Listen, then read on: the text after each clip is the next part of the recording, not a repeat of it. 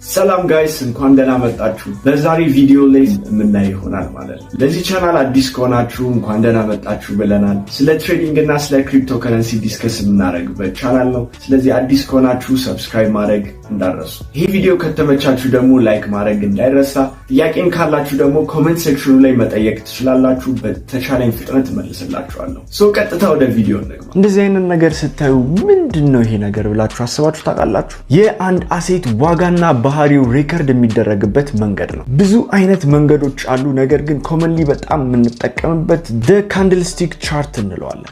ዛሬ እሱን እንዴት እንደምታነቡ አሳያችኋለሁ። ሁለት አይነት ከለር ነው የምታዩት። የመጀመሪያው ወይ አረንጓዴ ነው ወይም ደግሞ ቀይ ነው። አረንጓዴውን ቡሊሽ ካንድል እንለዋለን። ይሄ ዋጋ መጨመሩን የሚያሳየን የካንድል አይነት ነው። ቀዩን ደግሞ ቤሪሽ ካንድል እንለዋለን። ዋጋ መቀነሱን የሚያሳየን የካንድል አይነት ነው። አሁን እነዚህ ራሱ እንዴት ነው የሚነበቡት ስንል ማወቅ ያለብን ነገሮች አሉ። አሁን ይህንን ካንድል እስኪ ለሁለት እንክፈለው። ይሄ የምታዩት ቀለም የተቀባው ጠቅላላ የዚህ ካንድል ቦዲ እንለዋለን። እዚህ ጋርም ተመሳሳይ ነው፣ ቦዲ ይባላል። ነገር ግን ከላይ እንደ ጭረት የምታዩት ነገር ደግሞ ሻዶ ወይም ደግሞ ዊክ ትባላለች። እስኪ ለምን እንደሚጠቅሙ ደግሞ አሁን በዚህኛው ጊዜ ቦዲው ምንድነው የሚነግረን? እቺ ካንድል የትኛው ፕራይስ ጋር እንደተጀመረ ወይም ኦፕኒንግ ፕራይሱን እና የትኛው ጋር እንደተዘጋ ክሎዚንግ ፕራይሱን ነው የሚነግረን ማለት ነው። እቺ አንዷ ካንድል ሪፕሬዘንት የምታደርገው የሆነ ታይም አለ። ለምሳሌ የአንድ ቀን ካንድል ከሆነ የአንድ ቀን ዳታ ነው ሪፕሬዘንት የምታደርገው። የአንድ ሰዓት ከሆነ ደግሞ የአንድ ሰዓት ዳታ ነው ሪፕሬዘንት የምታደርገው ማለት ነው። ወደዚህኛው ስንመጣ ደግሞ ተመሳሳይ ነገር ሆኖ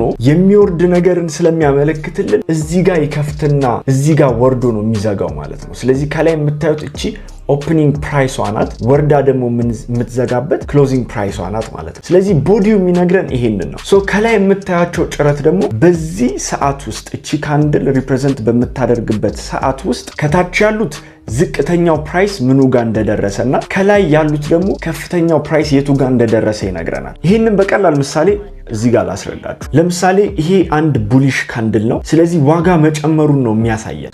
ይሄ ምን እያለን ነው? ፕራይሱ የሆነ ቦታ ተጀመረ። እዚህ ጋር የተጀመረበት ቦዲው ስታርቲንግ ኦፕኒንግ ፕራይሱን ይነግረናል።